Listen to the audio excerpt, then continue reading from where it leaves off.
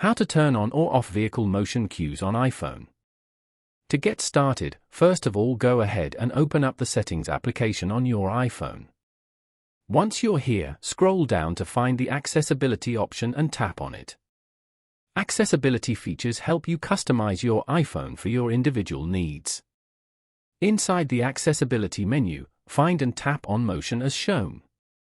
You will then be taken to the Motion Settings page.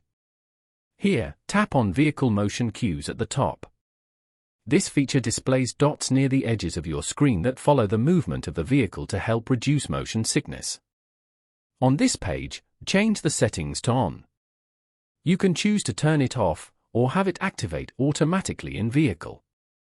Select your preferred setting.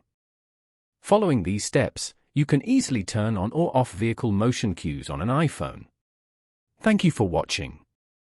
Please leave a like if this tutorial helped you, or leave a comment below if you have any questions related to the video.